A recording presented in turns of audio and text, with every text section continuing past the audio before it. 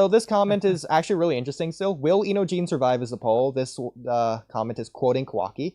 It's no, comma, ninjas are the ones who die early. But Exactly. Kawaki and Naruto in chapter 77, as well as a freaking time skip, like the first thing we see. You ninjas are really destined to die early, Kawaki says to Sarada in chapter 78. And as you know, with the time skip scene, I forget exactly what he says, but you know, like, Kawaki's like, Age of Shinobi's over, like, Shinobi die easy, blah, blah. So, IMO, Inojin dying would be a great callback. I don't think that's a callback, but you get the idea. To Kawaki ideals. Like, callback if it, like, they, first of all, Kawaki sees it and reacts to it. Yeah. So great callback to Kawaki's ideals, how shinobi are the ones who die early due to them throwing their lives away due to the flawed system the shinobi way is, which I think would be an interesting angle to lean into as well, especially considering they're talking about the way of shinobi, not just shinobi itself. But so narratively, that now we're starting to get into themes of Boruto if they do this anyway. But and again, this is about will Inojin survive. So narratively, to see Kawaki fall more deep with this ideals of shinobi, Inojin death can be perfect here for that sole reason. And can possibly this be the start of Kawaki, I don't know about this because it's a little bit goofy, but Kawaki truly going against the shinobi ways, since we've seen the seeds being planted in Naruto Next Generation's finals chapter. Yes, Inojin's death is going to be the end of it all for the shinobi world for Kawaki, but outside of that, I think this comment's really interesting. I completely agree, because I hate the fact that, and I'm kind of in the same wavelength, that like in terms of plot, of course, it's so clear that Inojin's going to survive. Well, first of all, he's alive now. So people saying he's died already, that is objectively wrong. But, like, he should die. And, like, it's clear as day he's going to be healed. I hate those comments because, like, it's not freaking clear. Why do you think it's clear? Hate that word clear in this context. But in terms of narrative, I completely agree with this comment. Inojin should die. Kawaki should be proven right, not only from his perspective, so that he thinks it, and he's just not going to go back on that. He has reason to think it. We need him to have reason to think it. Freaking Naruto survived. Boruto survived. If Inojin survived, that's 3 for 3 right there. Yeah. Freaking no one dies in the Shinobi world, apparently. Sasuke. Yeah, and then, like, obviously Sasuke's turned into a Tyranno. He's still alive, but he's been, like, defeated. Kawaki needs, like, even though we could argue he has a point about things, we need to, like, show him really having a point with the ninja, especially with this topic. And then on the other end, our protagonist sides need to be, like, punched in the gut with this. Like, maybe Kawaki does have a point, even if they're not directly thinking that. There's, like, an element of that. They need to feel, like, that sense of, like, shinobi dying early. Otherwise, it just makes Kawaki look like he's just spouting insanity nonsense. Like, well, I don't. And again, they're gonna freaking people in the comment section are like, "You're an idiot. Kawaki's crazy. He said so himself. This is the worst Kawaki analysis ever. He's just a psychopath. Why don't you listen to Mello more often?" They don't say that in part, but you get the idea. Bro, Mello said he's like peak. What are you talking about? And Mello would never lie.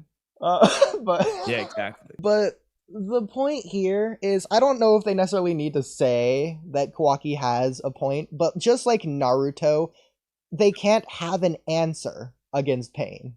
They have to be shut down, meticulously one by one broken down. Like you said, it needs to be crushing. They don't have to agree with pain / Kawaki. They just can't counter it because they're so devastated. Exactly, and Kawaki has a point. He's a villain with a point. If he doesn't have a point, he's just a villain. You gotta give up the point. And he's just saying things for the sake of saying things. Exactly. Like, he has to be right. Anyway, he's just being like, it just like Hidan. Like, he's just spouting religious, crazy, joshing religion nonsense. Like, it's not just for the characters. It's also for the freaking audience.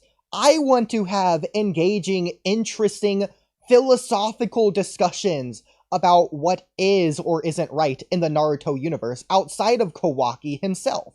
Like, it's not about Kawaki, it's about Kawaki's actions or his idealism or his philosophy in general. Taking emotions out of it is Kawaki's logic actually valid, and how would it play out?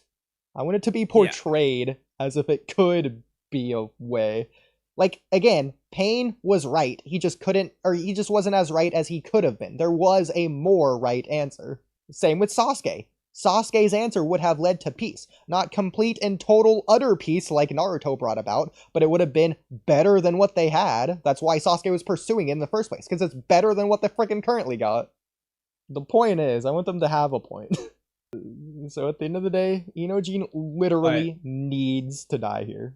It isn't a want, it is a need for the narrative. I feel like it would just be a bad fake out death. Like if you're gonna do a fake out death, imagine wasting it on Inojin. You know, I guess like the Sasuke one in the Land of Waves, but that one actually is with an important character. Like, I almost want to say Yamato when Kabuto captured him, but we know he didn't die there. But like, if we thought he did, kept alive intentionally. I mean, the difference though is there's no point in keeping Inojin alive because Inojin's not doing anything anyway. He's gonna go right back to being nothing. And it doesn't make sense to establish Inojin's character after the fake out death instead of before. Like, imagine we just didn't know Hinata loved Pain until after the Pain arc. Before his fake out death, why would they be bothered to do it after the fact? It's like finding out Hinata loved in the war arc. Yeah, she just doesn't say it. Like, yeah, just weird. Like, and of course, like with Hinata, another fake out death, but like Hinata did something later on. I understand Inojin can, but like, it's tough to imagine when he hasn't had a character after all this time. Like, and then especially since his death could play into Kawaki there. So it's just like his actual death would mean something story-wise, whereas his staying alive doesn't do anything story-wise. It's just the cheesiest way to give Himawari a power. Not only that, you know, another difference though is when Naruto went in rage mode in the Land of Waves, Naruto didn't permanently just gain, you know, this knowledge of Baryon mode, Kurama, whatever the Himawari's doing. You already know, bro.